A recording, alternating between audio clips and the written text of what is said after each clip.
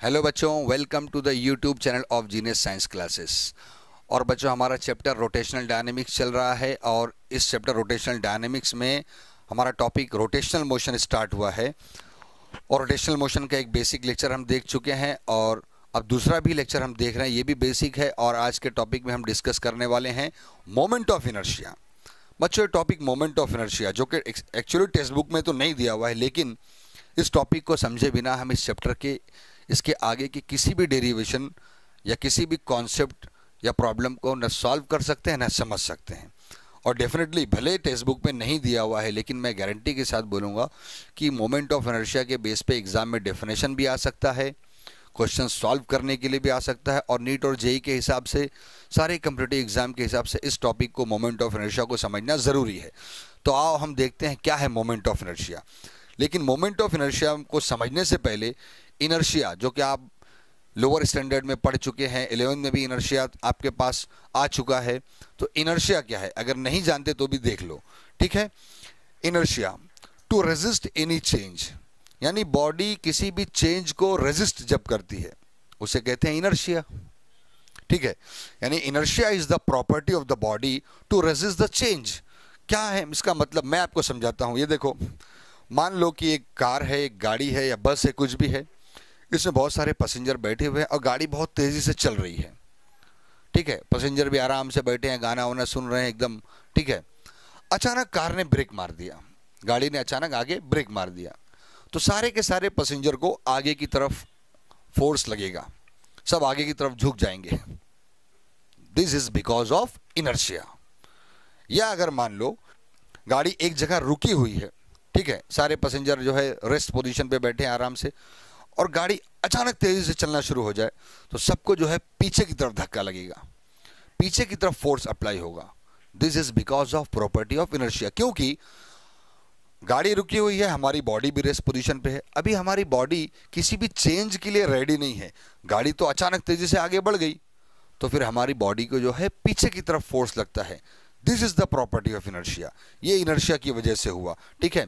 मैं और एक एग्जांपल देता हूं आपको समझने के लिए, देखो आप लोग। ओके बच्चों, तो मैं आपको इनर्शिया एक छोटे से डेमोन्स्ट्रेशन से एक्सप्लेन करने की कोशिश कर रहा हूं। आप देख सकते हैं इनर्शिया का मतलब टू रेजिस्ट एनी चेंज, यानी अगर कोई बॉडी रेस्ट पोजीशन पर है, हम उसको मूव करना चाहते हैं तो वो रेजिस्ट करेगी। या कोई बॉडी अगर ऑलरेडी मोमेंट में है, मूव कर रही है, तुम उसको फोर्स लगा के अगर रोकना चाहते हो तो भी वो बॉडी रेजिस्ट करेगी, ठीक है। तो बिकॉज ऑफ इनर्शिया। तो इसको एक छोटे से डेमोन्स्ट्रेशन से देखते हैं। ये देखो, एक कप है, इसके ऊपर मैंने एक कार्ड रखा, ठीक है। अब वो कार्ड के ऊपर मैं एक कॉइन रखता हूँ, ठीक है। ये दोनों एक अलग अलग चीज़ है। और जब मैं इस कार्ड को फोर्स प्रोवाइड करूँगा तो कार्ड आगे बढ़ जाएगा, बट अभी कॉइन जो है वो रेडी नहीं है मूव करने के लिए, तो बिकॉज ऑफ इनर्शिया कॉइन वहीं पर रह जाएगा। आप देख सकते हैं, छोटा सा डेमोन्स्ट्रेशन है, ये देखो, ये देखो, देखा आपने कैसे कार्ड आगे निकल गया, लेकिन चूंकि अभी ये कॉइन जो है बिकॉज ऑफ इनर्शिया ये रेजिस्ट कर रहा है, ठीक है, ये वहीं के वहीं रह गया। एक बार फिर से देख लेते हैं और क्लियर हो जाएगा। ये देखो, कॉइन रखा मैंने, ये देखो। तो सिमिलरली बच्चों, जिस तरह हम जब गाड़ी में, बस में या कार में बैठते हैं और अचानक गाड़ी ब्रेक लेती है तो हमको आगे की तरफ जर्क लगता है बिकॉज ऑफ इनर्शिया। या अगर गाड़ी तेज़ी से चल रही है और अचानक ब्रेक मारती है और हमको जो है जर्क लगता है, it is because of inertia. तो मेरे ख्याल से इनर्शिया, इस बात को आप समझ गए होंगे, ठीक है। तो बच्चों, मेरे ख्याल से इनर्शिया तो आप समझ गए होंगे। अब देखते हैं मोमेंट ऑफ इनर्शिया।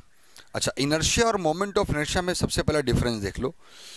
ये चीज़ अगर स्ट्रेट लाइन में हो रही है, ठीक है, तो उसे इनर्शिया कहते हैं। बट यही चीज़ अगर रोटेशनल मोशन में हो रही है तो उसे मोमेंट ऑफ इनर्शिया कहते हैं, ठीक है। कि अभी आपने देखा कि body resist to its change. अगर यहाँ पर कोई बॉडी रोटेशनल मोशन परफॉर्म कर रही है, गोल गोल घूम रही है, ठीक है, उसको हम रोकने की कोशिश करें या उसको मूव करने की कोशिश करें तो ठीक है, वो अपोज करती है, तो इसका अपोजिशन क्या कहलाता है, मोमेंट ऑफ इनर्शिया। तो बच्चों, मोमेंट ऑफ इनर्शिया को कुछ एग्जाम्पल के थ्रू मैं आपको एक्सप्लेन करता हूँ, ताकि आप इसको अपने पावर ऑफ इमेजिनेशन में लेके आओ, तो आपको सब टॉपिक आगे के इजी हो जाएंगे।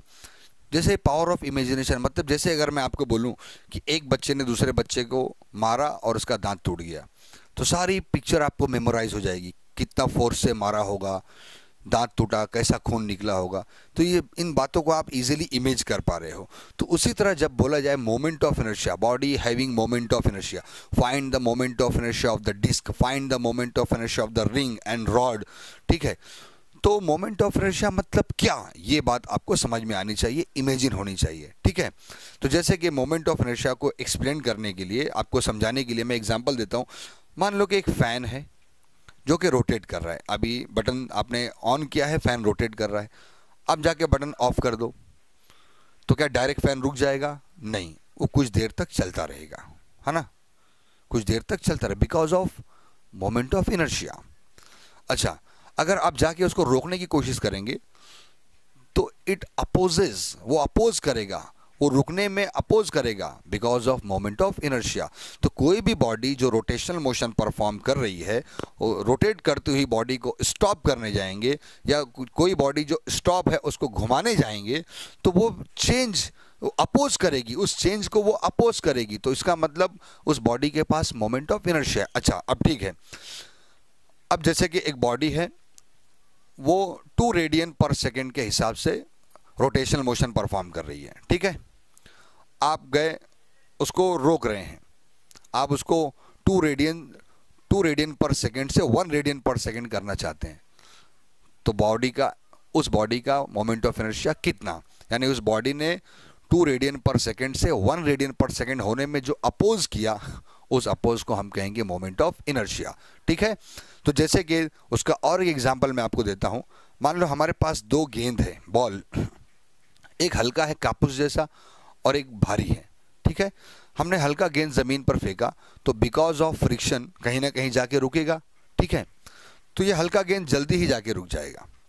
लेकिन ये जो भारी गेंद है, इसको जब आप ज़मीन पे इस तरह फेंकोगे, ये भी कहीं ना कहीं जाके रुकेगा फ्रिक्शन की वजह से, लेकिन ये काफ़ी दूर तक जाएगा बिकॉज इसका मास ज़्यादा है, मतलब इसमें मोमेंट ऑफ इनर्शिया की वैल्यू ज़्यादा है, ठीक है। यानी मोमेंट ऑफ इनर्शिया मास पर भी डिपेंड करता है। फॉर एग्जांपल, एक हैवी व्हील है ना, एक छोटी व्हील, इसको मैं घुमा रहा हूँ, अब इसको रोकने गया तो इसने जो अपोज किया, that is a moment of inertia.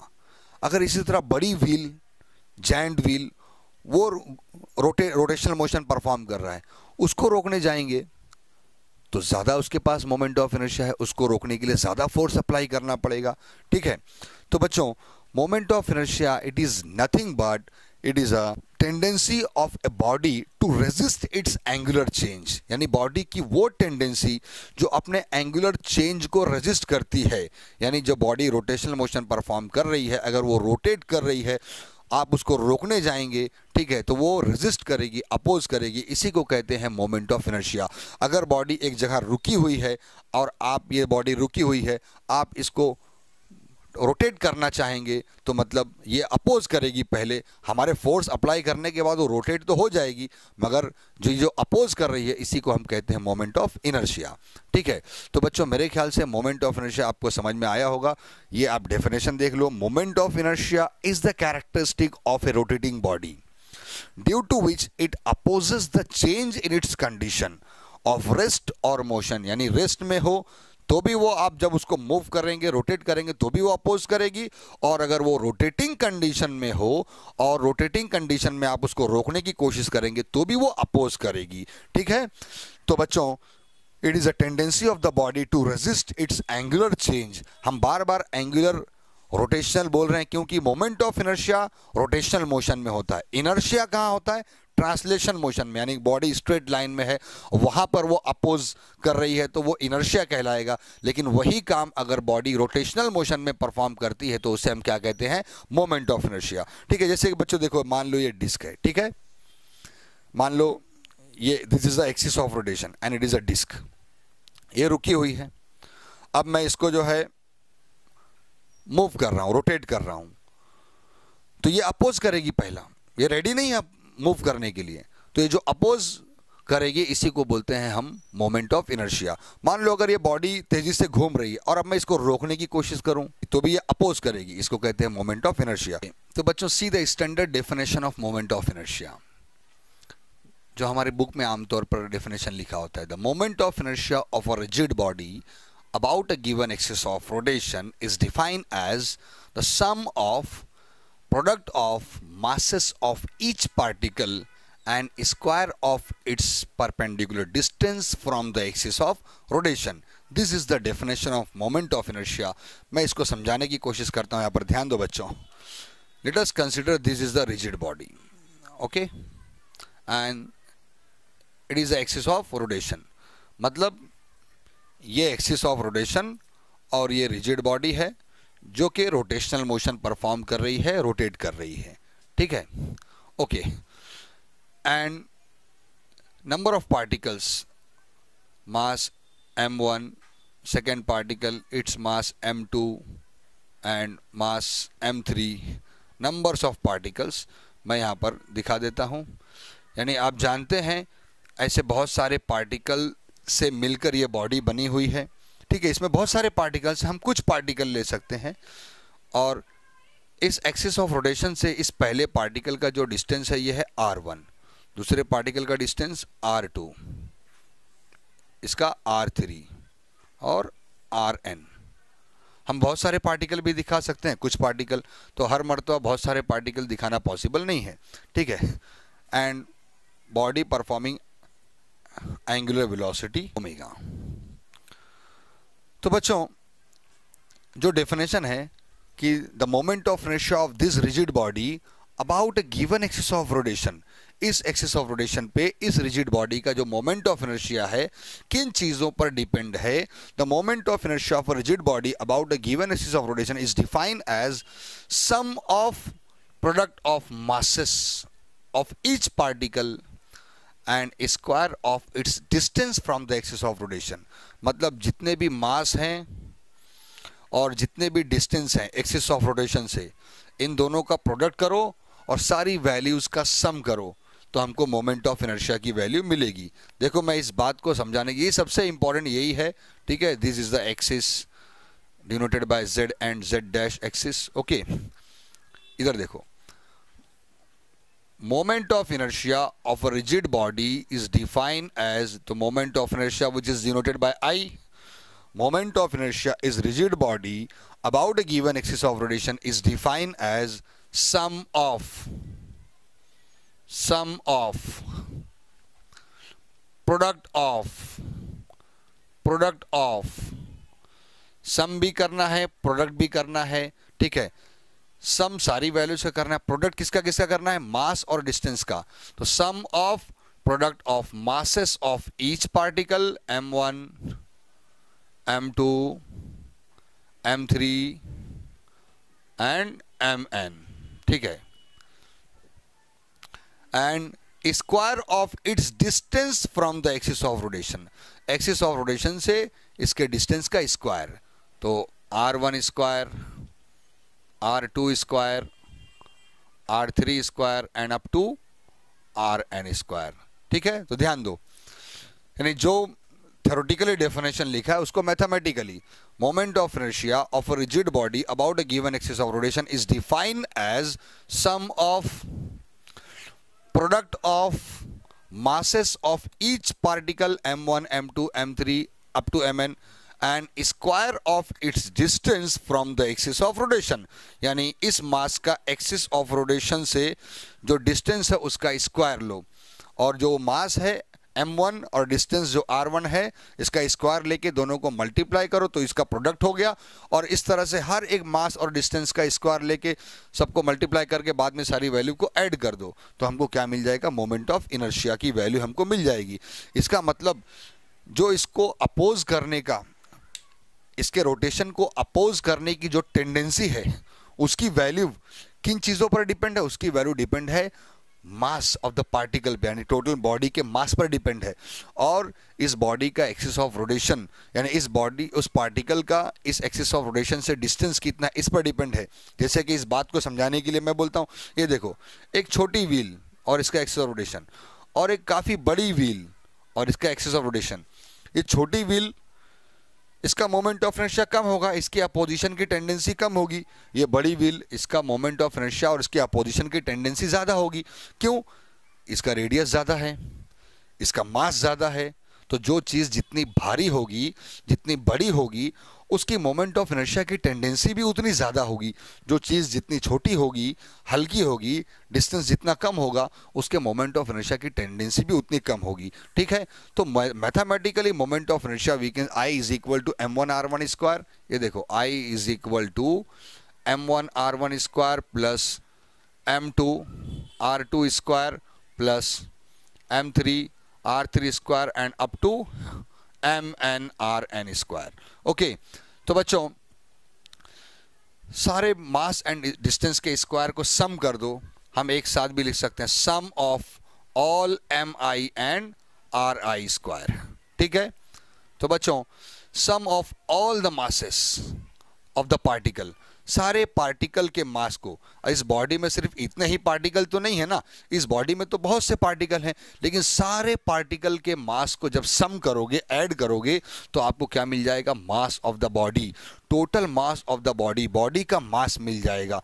तो ठीक है, तो sum of all the masses के बदले हम लिख सकते हैं total mass of the body and R square. ठीक है, तो मोमेंट ऑफ इनर्शिया का जनरली आपको फॉर्मूला मिलता है I is equal to M R square.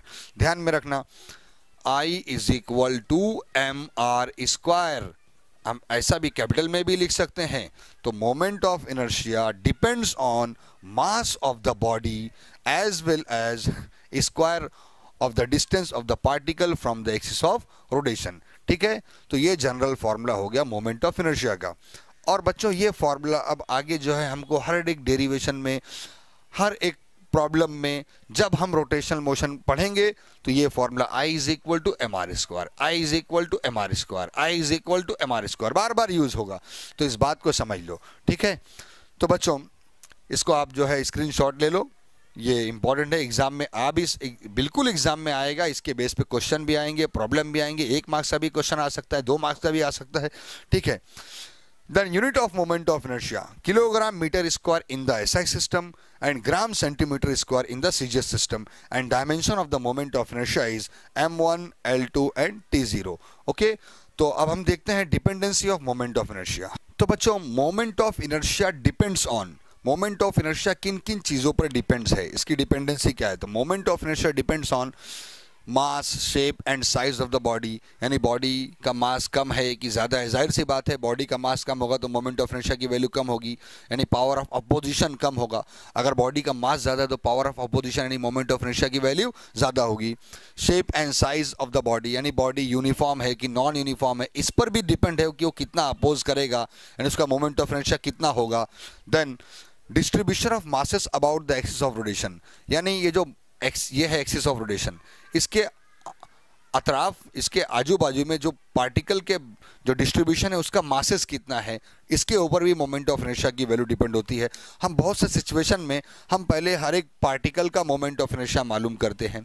जब सारे पार्टिकल का मोमेंट ऑफ इनर्शिया हमको मालूम होता है, उसको हम सम कर देते हैं तो हमको पूरे बॉडी का मोमेंट ऑफ इनर्शिया मिल जाता है। ठीक है, तो moment of inertia also depends on the distribution of masses around the axis of rotation and moment of inertia is also depends on position and orientation of axis of rotation। यानी axis of rotation centre से पास हो रहा है कि axis of rotation किसी एक side से पास हो रहा है कि ये साइड से पास हो रहा है कि एकदम कोने से एक्सिस ऑफ रोटेशन पास हो रहा है, पूरी बॉडी ऐसे ऐसे घूम रही है। ठीक है, तो इन तमाम वैल्यूज़ पर डिपेंड है कि मोमेंट ऑफ इनर्शिया की वैल्यू कितनी होगी, यानी power of opposition of rotating body कितना होगा, कम होगा कि ज़्यादा होगा। तो moment of inertia depends on shape, size and masses of the body, distribution of masses about the axis of rotation and position and orientation of axis of rotation. तो ये बच्चों हुआ मोमेंट ऑफ इनर्शिया के बारे में। ठीक है, अब देखते हैं physical significance of moment of inertia. तो बच्चों आओ देखते हैं physical significance of moment of inertia. हम पहले कुछ वो बातें जो आप जानते हैं वो डिस्कस करते हैं। ठीक है, उसके बाद हम इसका फिजिकल सिग्निफिकेंस देखते हैं। जैसे कि आप जानते हैं कि लीनियर मोशन में डिस्प्लेसमेंट को हम एस से दिखाते हैं और वही रोटेशनल और सर्कुलर मोशन में हम किस डिस्प्लेसमेंट को थीटा से दिखाएंगे। तो linear displacement, angular displacement, linear velocity denoted by v, angular velocity denoted by omega, linear acceleration denoted by a, angular acceleration denoted by alpha। Similarly इसी तरह से जब लीनियर मोशन में हम किसी ऑब्जेक्ट को मूव करने के लिए फोर्स लगाते हैं तो उसको हम फोर्स लिखते हैं, F से दिखाते हैं, और रोटेशनल मोशन में उस बॉडी को रोटेट करने के लिए जब हम फोर्स लगाएंगे तो उसको हम क्या बोलेंगे, टॉर्क बोलेंगे। ठीक है, तो force in linear motion and torque in rotational motion. अब देखते हैं physical significance of moment of inertia. ठीक है, मान लो ये एक ऑब्जेक्ट है, एक बॉडी है, एक जगह रुकी हुई है। ठीक है, तो मतलब इसको हमको मूव करना है तो हमको इसको फोर्स लगाना पड़ेगा। When we apply the force, this body is overcome to its inertia. ठीक है, and this body perform linear motion. जब हम इसके ऊपर फोर्स लगाएंगे तो बॉडी रेजिस्ट करेगी, लेकिन फोर्स की वजह से फिर वो मूव करना शुरू कर देगी। तो by Newton second law we have relation between force, mass and acceleration. क्या है, F is equal to m into a. Force is equal to mass into acceleration. Okay, similarly जब रोटेशनल मोशन में, यानी एक बॉडी जो एक axis के along rotate कर रही है, ठीक है, अब जब हम इस पे फोर्स लगाएंगे तो अब इसको मैं फोर्स नहीं बोलूंगा, क्या बोलूंगा, टॉर्क। अब जब हम इसके ऊपर टॉर्क लगाएंगे तो ये बॉडी क्या करेगी, रोटेट करना शुरू करेगी। Then to overcome its inertia, जब मैं टॉर्क अप्लाई करूंगा तो बॉडी ओवरकम इट्स, अब इनर्शिया नहीं बोलूंगा, क्या बोलूंगा, body overcome its moment of inertia. यानी बॉडी जो रेजिस्ट कर रही, बॉडी रेजिस्ट तो करेगी, लेकिन हमारे टॉर्क अप्लाई करने के बाद, हमारे पावर अप्लाई करने के बाद ये रोटेशनल मोशन परफॉर्म करना शुरू कर देगी। तो इसका मतलब हमारे टॉर्क अप्लाई करने से this body overcome to its inertia and perform rotational motion. तो हम क्या लिखेंगे इसके लिए, हमारे पास relation torque is equal to I into alpha. This is equation number 2। Okay, तो बच्चों by comparing equation 1 and 2 you can see that A is in linear acceleration and alpha is the angular acceleration. Both are play same role. बस फर्क इतना है, ये linear motion में, ये rotational motion में है। Similarly force in linear motion and torque in rotational motion. Therefore, on the basis of both the equation, we can say that M is equal to I, यानी mass plays the same role in the linear motion and the moment of inertia which is also plays the same role in rotational motion. By using equation number 1 and 2 we can conclude that the moment of inertia plays same role in rotational motion as the mass plays in linear motion. Equation number 1 and 2 से ये conclude कर सकते हैं कि moment of inertia rotational motion में जो role play करता है वही काम मास जो है लीनियर मोशन में, ट्रांसलेशन मोशन में प्ले करता है। यानी दोनों भी एक्चुअली इनर्शिया प्रोवाइड करते हैं, दोनों भी एक्चुअली अपोज करते हैं। जो फोर्स लगाते हैं, जो टॉर्क लगाते हैं, ये मोमेंट ऑफ इनर्शिया और मास उनको क्या करते हैं, अपोज करते हैं। ठीक है, तो लीनियर मोशन में मास अपोजिशन का काम करता है और रोटेशनल मोशन में मोमेंट ऑफ इनर्शिया अपोजिशन का काम करता है। ठीक है, तो बच्चों हम ऐसा भी बोल सकते हैं कि moment of inertia of the body it opposes the tendency to change the angular velocity of the rotating body. यानी उस रोटेटिंग बॉडी की जो एंगुलर वेलोसिटी है उसकी चेंज होने की टेंडेंसी को मोमेंट ऑफ इनर्शिया क्या करता है, अपोज करता है। समझ में आई बात? शुरू से यही बात कर रहे हैं। क्या है moment of inertia? Opposition to the change, opposition to the change. जब रोटेशनल मोशन में बात किए तो रोटेशनल मोशन में क्या होगा, एंगुलर वेलोसिटी। तो उसके एंगुलर वेलोसिटी होने की टेंडेंसी को मोमेंट ऑफ इनर्शिया क्या कर रहा है, अपोज कर रहा है। यानी एंगुलर वेलोसिटी प्रॉपर्ली परफॉर्म होने नहीं दे रहा है। होगी जब ज़्यादा फोर्स, ज़्यादा टॉर्क अप्लाई करेंगे तो एंगुलर वेलोसिटी होगी, लेकिन मोमेंट ऑफ इनर्शिया क्या कर रहा है, मोमेंट ऑफ इनर्शिया उसको अपोज कर रहा है। तो हम इस तरह बोल सकते हैं कि moment of inertia of the body it opposes the tendency to change its angular velocity of a rotating body. So this is the physical significance of moment of inertia. Okay, तो बच्चों this is all about of moment of inertia. मेरे ख्याल से moment of inertia आप समझ गए होंगे। हाँ, एक important formula जो आगे के लिए एकदम आपको ध्यान में रखना है, moment of inertia I is equal to mr square. Moment of inertia I is equal to mr square.